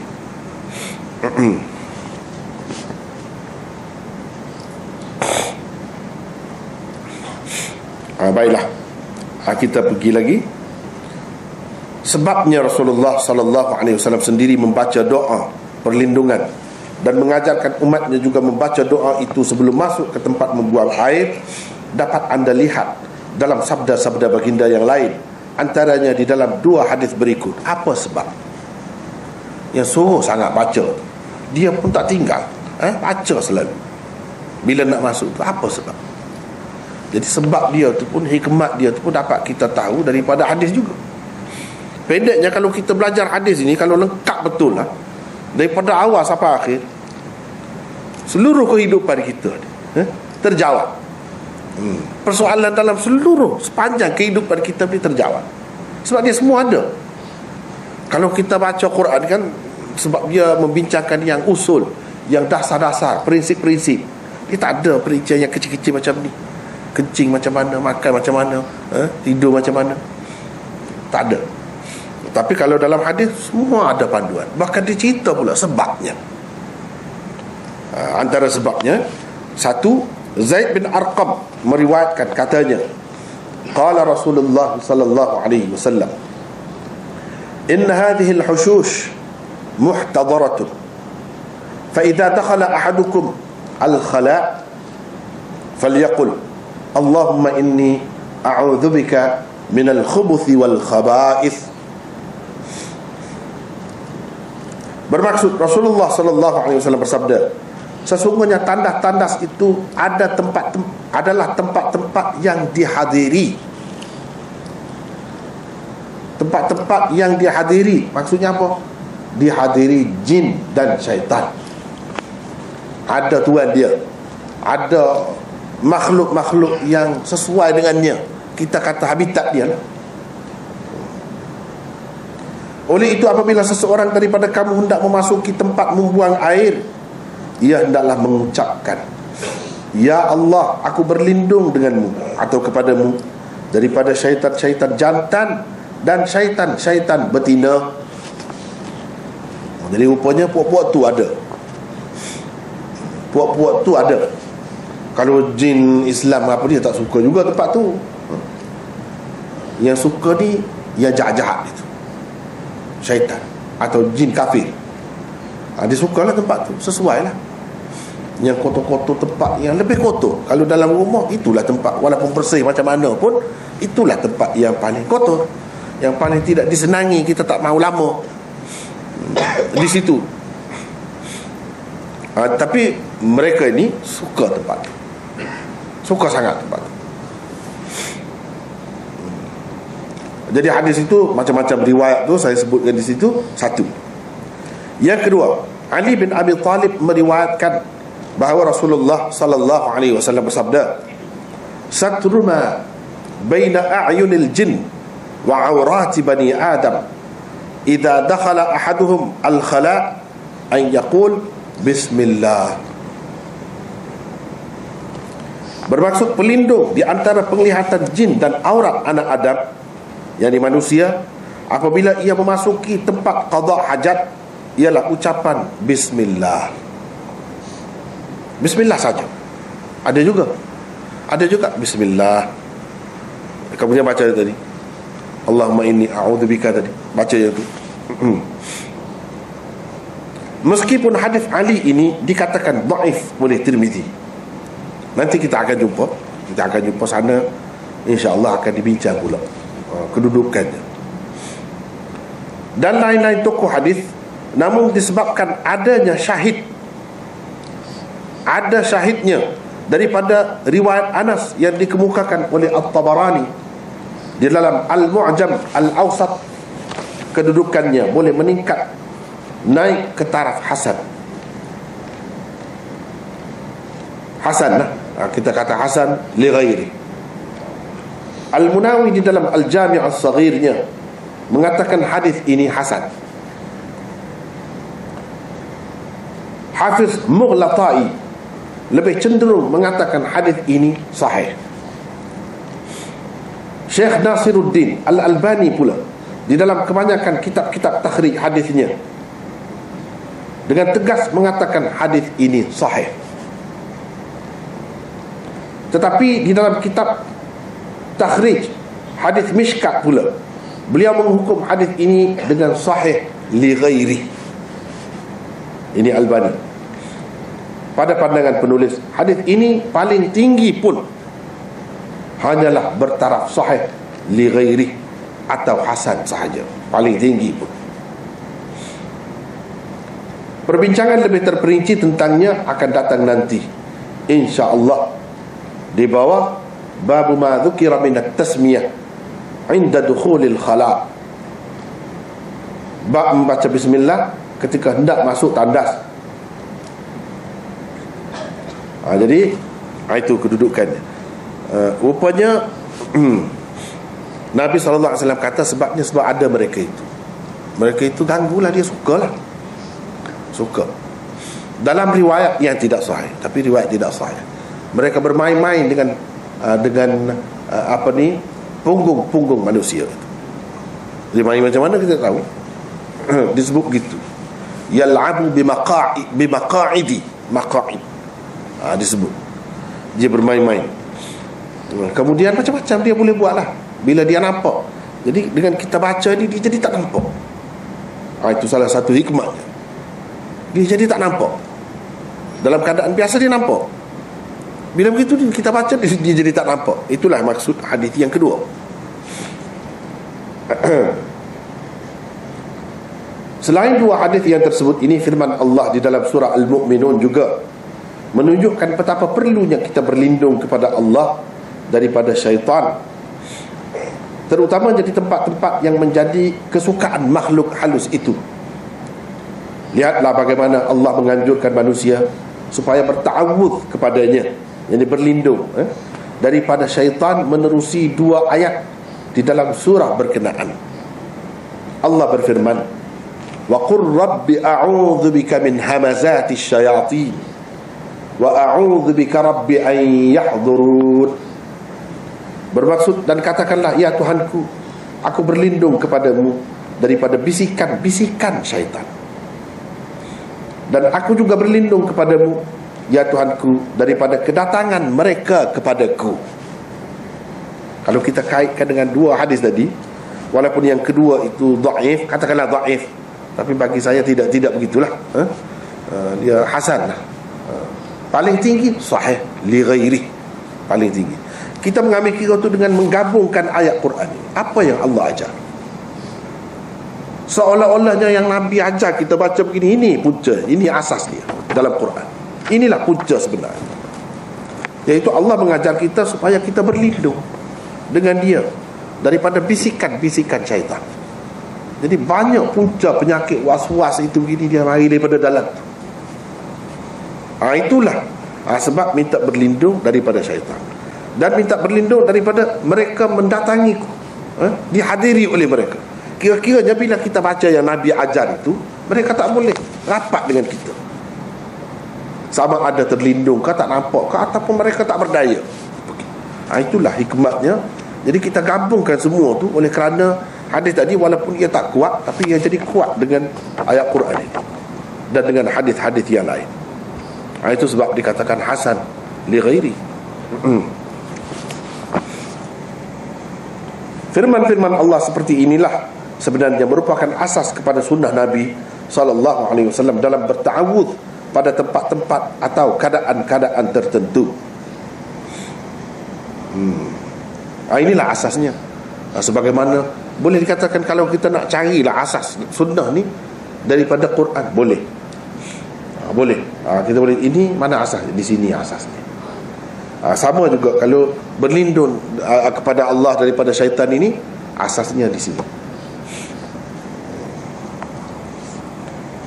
Adakah anjuran membaca doa yang tersebut di dalam hadis di atas khusus dengan tandas atau tempat buang air yang maklum sebagai tempat kesukaan syaitan, atau ia merangkumi semua tempat dan keadaan?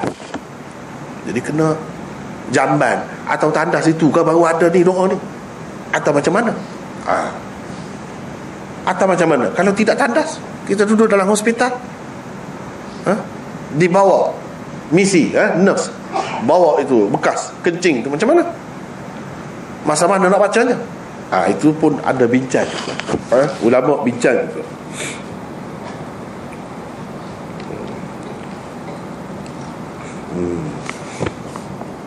Seperti ketika hendak membuang air kecil di dalam bekas air kencing atau botol dan sebagainya. Jadi kalau nak buang di dalam bekas-bekas macam tu, ketika mana nak baca tu? Kata Hafiz Ibn Hajar, pendapat yang asah, yang ini lebih sahih, ialah ia merangkumi semua tempat dan keadaan. Tidak kata khusus dengan tandas saja nak baca tadi tu. Semua keadaan, asalkan kita nak buang air, buang air kecil ke atau air besar, sunnah ini tetap berlaku. Kita kena pakai.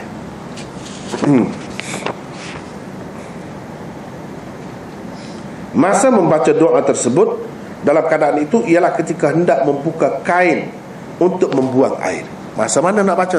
Ketika nak buka. Itulah masa baca. Tidak khusus dengan tandas saja.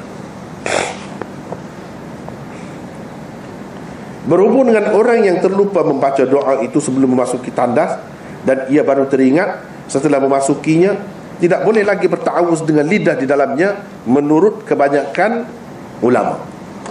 Kalau terlupa dah masuk dalam, tak boleh lagi dengan lidah, tapi kata dalam hati sajalah. Minta dengan ingat, biar Allah jaga kita, lindungi kita daripada gangguan syaitan. Tak kira syaitan jantan, syaitan betina, ada dia ada jantan, ada betina. Daripada situlah yang kita tahu. Kalau malaikat dia tak ada jantan, tak ada betina.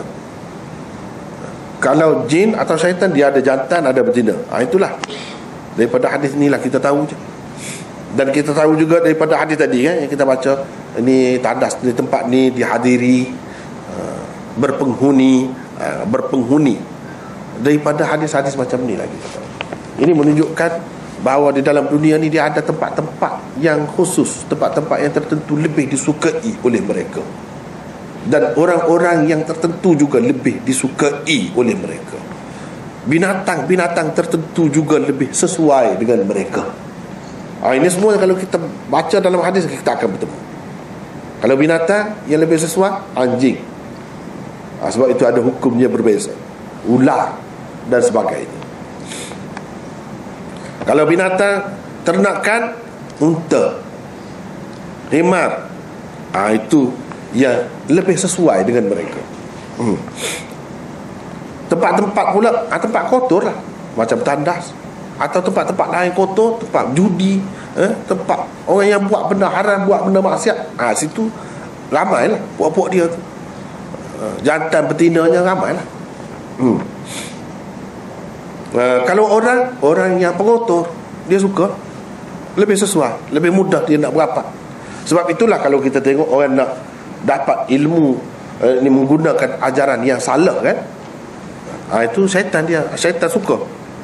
Dan cara dia nak dapat itu, dia guna benda bahan-bahan yang kotor juga. Misalnya dengan mengotorkan diri, syarat dia tu tak boleh mandi, tak boleh gitu gini, tak boleh potong kuku dan sebagainya. Cuba tengok sifat dia tu. Kemudian bacaan dia tu, yang dia baca tu bukan ayat Quran, bukan ayat suci, benda yang tak apa-apa, pemujaan terhadap syaitan. Dia suka yang macam tu. Kemudian bahan yang diguna, ada macam-macam lah dalam cerita yang kita dengar kan. Orang minyak lah, orang macam-macam cerita. Dia guna kepala najis tu, kepala tahi, orang kata, dengan syarat-syarat tertentu dilumurkan pada tubuhnya, nak dapat ilmu yang salah. Tapi kalau Nabi-Nabi tidak, dia ajar dia sendiri bersih, tubuh wangi dah, pakai lagi air wangi, baju bersih, duduk di tempat yang bersih, tak ada nak dunia, kerana Allah semata-mata, ikhlas, bersih. Kena jaga makan apa semua bersih, hidup bersih, jaga pakaian, jaga diri tubuh semua, jaga. Lain. Sebab tu yang rapat dengan dia pun lain. Nak berapat dengan syaitan, nak dapat ilmu yang salah, ilmu sesat, dia melalui kekotoran. Sebab syaitan lebih, sebab itu mudah dapat tu, sebab mereka itu sokong, mereka itu bantu dia. Kalau yang baik ni pula, malaikat bantu. Malaikat ni bukan tak suka kepada kotor saja. Kalau kita ni batal wuduk pun dia perasan. Kalau kita manusia tak boleh tahu orang ni sudah batal wuduk ke tidak. Tak tahu kalau dia tak cerita, ataupun kalau kita tak dengar lah, dia kentut ke apa ke, tak tahu. Tapi malaikat dia boleh tahu. Dia halus lagi tu. Dari segi deria dia tu halus, dia boleh kesan. Jadi sehingga dia akan lari daripada kita. Nak bagi malaikat ni rapat dengan kita, kena ikut Rasulullah sallallahu alaihi wasallam, kena hidup suci, bersih, mulia, baru mereka itu mari. Bila mereka itu mari, kita mudahlah nak dapat kekuatan itu, sebab mereka sokong. Sebab itu kita tengok kenapa orang yang baik-baik itu, kenapa idea dia bagus-bagus saja, kenapa dia ada kekuatan nak buat benda-benda itu. Kenapa dia tak mengantuk? Kita ni kalau pegang buku sikit dulu, senggut-senggut, kenapa begitu? Kenapa dia boleh sampai pagi, sampai tak tidur boleh? Kuat dia tu, kenapa? Itulah rahsia. Itulah rahsia. Dan Nabi SAW ajar kepada kita semua benda-benda ini. Dia katakan kalau nak dapat minta ampun malaikat dalam masjid, pergi duduk dalam masjid, tak payah, kita duduk diam saja. Pun ada orang lain tolong istighfar untuk kita. Tapi Nabi SAW kata selagi dia tidak berhadas. Berhadas maknanya ketut ke apa ke, batal air sembahyang, dia lagi, dia tak duduk dekat. Ada beberapa jenis malaikat yang macam tu. Tapi bila kita pergi ambil air sembahyang, kita mari tu, dia mari pula. Dia suka yang bersih. Bersih itu bukan bersih zahir ni saja, bersih hadas tu pun dia dapat kesan. Hadas, padahal zahirnya tak nampak apa, dia boleh kesan sampai macam tu. Jadi kita ni dalam hidup ni perlu sangat sebenarnya kepada teman-teman yang macam tu. yang bagi semangat, bagi kekuatan kepada kita. Inilah yang dikatakan dalam Quran, tatanazzalu alaihimul malaikatu. Malaikat turun terus menerus kepada mereka, mari tiupkan, bisikkan kepada mereka, jangan takut, jangan bimbang dalam kehidupan. Itulah bendanya yang disebut dalam Quran, dalam hadis. Caranya dengan cara kita berbaik-baik dengan malaikat. Kena tahu macam mana cara, baru jadi orang yang baik, baru ada berhasil dalam kehidupan, bernas hidup tu. Kalau tidak, sampai mati, sampai tua pun tak boleh nak sebut apa benda buat. Kalau fikir-fikir, kenapa aku buat, habis begitu saja hidup. Kesian, rugilah kalau macam tu. Jadi kita kena tengok macam mana orang yang berjaya, ulama-ulama, pejuang Islam, macam mana dia kuat macam tu. Jawabnya dia ada benda-benda tadi. Itu saja rahsia. Tak ada amal apa-apa. Buat yang Nabi buat itu, tinggalkan apa yang Nabi larang, itu saja. Dengan sendirinya mereka datang. Bila mereka datang, jin syaitan tak akan mampu datang. Itu kena faham. Ramai orang takut, sibuk pergi bomo itu, bomo ini, banyak sangat. Sebab dia sudah lemah. Kalau malaikat tu ramai di sekeliling, syaitan tu tak ada apa, dia takut dengan malaikat. Dia takut dengan malaikat. Macam orang jahat lah, kita kata, kalau sekeliling kita, dekat-dekat kita ni, pengawal keselamatan, polis, takut, jahat-jahat tu pun takut. Begitu. Tapi itu yang zahir, yang dunia. Yang kita nak yang lebih lagi. Sebabnya yang mengancam kita lebih dahsyat, lebih banyak, lebih luas, lebih ramai, bukan manusia. Yang kita nampak, kita takut pencuri, takut itu sedikit je sebenarnya. Syaitan tu, jin, makhluk halus tu lebih banyak lagi. Yang kita tak nampak nak buat macam mana. Yang nampak tu boleh lah, guna pengawal keselamatan ke, polis ke, apa ke, boleh lah. Yang tak nampak tu nak buat macam mana. Kena ikut sunnah Nabi SAW. InsyaAllah semua tu akan selamat. Dia akan ada dengan sendirinya, makhluk-makhluk Allah yang menjaga kita. Saja kita sudah lewat malam ni. Hanya setakat itulah dulu untuk malam ni. Wallahu a'lam.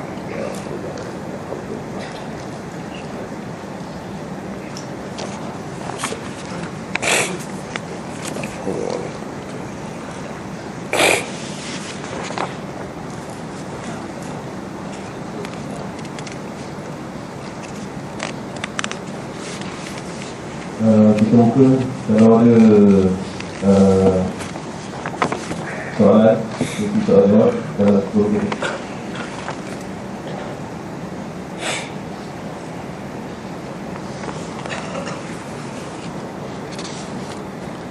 InsyaAllah kita boleh kongsi pendapat sih. Berjaya. Ya. Apakah kedudukan pembinaan Albani di kalangan ahli hadis? Bagus. Cuma ada orang pertikaikan sana sini, itu biasalah sebenarnya. Bagi saya, setakat inilah, kalau dalam bab menilai hadis-hadis maudhu', tulis kitab yang lebih kemas, lebih sistematik, mengikut cara moden lah. Tak boleh lawan dia. Hebat dia buat. Kesalahan itu ada sebab dia buat banyak kerja. Kalau kita tak buat apa satu, baru tak nampak kesalahan kita. Jangan buat apa, tak nampak lah. Usahakan dia, Imam Bukhari, Imam itu, Imam ini pun orang kritik kan, biasalah macam tu. Tak apa. Kita tak setuju, tak apa.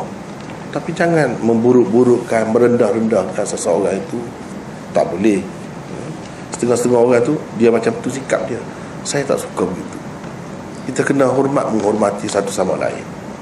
Jasa dia bukan kecil kepada umat Islam. Ada orang lain kritik, sebutkan di mana kesilapan dia, kita kena tengok juga. Jangan membabi buta ikut seseorang. Jangan taksub. Kena tengok kiri kanan, kena tengok dalam keadaan sedar. Begitu. Manusia tidak ada yang sempurna, bagaimanapun. Tapi dia banyak jasanya dan banyak kelebihannya. Kalau kita tengok, saya sudah tengok banyak buku Al-Mawdu'at Ibnul Jauzi, Al-La'ali'ul Masnu'ah Suyuti, dan banyak lagi Tanzihus Syariah Al-Marfu'ah dan Sakhawi, kitab-kitab ni tentang hadis maudhu' yang saya tengok tak satu pun tak ada yang boleh lawan dia pun. Itulah kehebatan dia. Tapi manusia ni kadang-kadang kalau sezaman dengan dia, payah dia nak iktiraf. Itu penyakit manusia. Nanti lama dia mati, baru orang kenal dia, baru orang semakin lupa kekurangan dia, kesilapan dia. Kalau selagi ada, sama-sama ada, susah manusia. Begitulah perangai manusia. Saya nampak lebih ke situ. Ramai orang yang tak suka dengan dia sebab dia terbuka. Dia tak mahu terikat dengan sesuatu mazhab. Dan dia, misalnya dalam masalah perempuan masuk ke dalam masjid, perempuan yang datang bulan, dia boleh macam Imam Bukhari. Dia jenis terbuka. Ramai orang yang taksub mazhab tak suka lah dengan orang macam tu. Banyak antara sebab kenapa orang sebut-sebutkan kekurangan dia. Sikit ada pun sebut juga. Benda yang tak patut sebut pun sebut. Antaranya sebab pendirian dia tu, cara pandangan dia tu mungkin boleh menggugat setengah-setengah orang yang terlalu taksub dengan mazhab tu. Sebab dia ada hujah yang kukuh. Dia sokong Bukhari apa semua ni. Berapa banyak pendapat dia yang macam-macam tu. Saya rasa itu antara sebab, salah satulah antaranya. Wallah.